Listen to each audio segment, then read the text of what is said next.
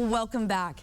The 45th Infantry was key to liberating France during World War II. Many in France want to make sure that sacrifice is never forgotten. Recently, a group from Oklahoma's 45th Infantry Division was invited to take part in Liberation Day ceremonies there, and our News on 6 anchor Craig Day got to go as well. He has a special report coming up tonight and tomorrow night. Good morning. Thanks for coming, especially after a big night of elections. Oh, that's fine. That's fine. Well, this is a big story you've been thinking about, working on for a while. Yeah, photojournalist Michael Woods and I got to go, and you know, we originally were going to go with this group back in 2020 because the 45th was so instrumental in liberating all these towns in France.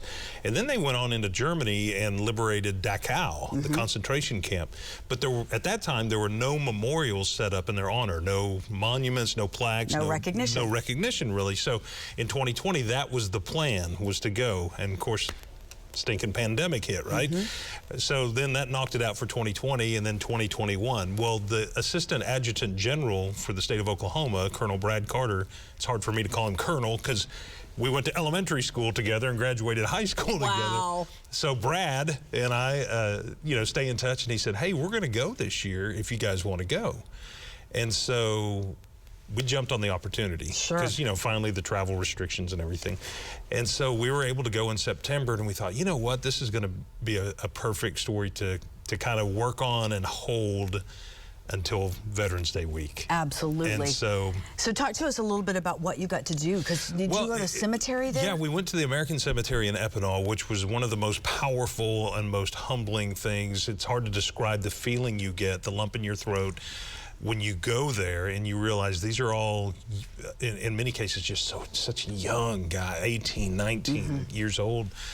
And they were people's babies. Yes, you know, I mean, they were loved by somebody. Yes. And so, and they didn't get to go home. And so, and you know, young wives at home never got to grow old with their husbands, you know, and so it's very, very humbling to get to do that. But not only did we go there, we also went to all these Liberation Day ceremonies. That picture right there is where the 45th was based in France. Really? So they got to, you know, see some of those historical sites and go to all these ceremonies. And man, it was a busy trip. I bet. I heard you had no time. We hit the ground running. Right. And so it was busy because every town and every village has a different Liberation Day ceremony because they got liberated on different days. Whereas we have Veterans Day. They have Liberation Days, and it could be 2 or 3 in one day, and then one the next day, and one the next day. And so we hit the ground running. It was kind of funny, actually, because I think we flew like 9-10 hours, you know, all together. Plus, you know, you sit in the airport and wait. And then we got a rental car and drove 5 hours. So it'd be like flying 10 hours to Tulsa and then driving to Guyman. You know? So by the time we got there, we were pretty wiped out, jet lagged and car tired, and you know. But man, we were busy, and it was just such a wonderful experience. And I'm thinking at that moment the adrenaline starts to pump again. What kind of reaction or response did you get from the townspeople? They loved the 45th Infantry. The Thunderbird patch on the uniforms, it means something. Everywhere we went, and of course we got to see a lot of small town France. Actually, we never even went into Paris. After fighting the traffic, getting back to we were going to go to Paris the last day, and we were like, forget Paris. We'll see it some other time, one of these days. You know? But the people in small town France were so nice and so genuine and so appreciative, and they know their World War II history. If you could imagine, like, if Tulsa was taken over by the Nazis, if somebody came to help us, even if it was somebody from Texas, if they came and helped us and freed us, man, we would be so grateful. For sure. And so they teach this to their elementary school kids, and they do book reports on someone buried at the American Cemetery. Not book reports, but reports. They research these men, and there you can see Michael Woods. I mean, that's a fun moment where, you know, we had dinner. Every dinner or lunch there is about 2 to 3 hours.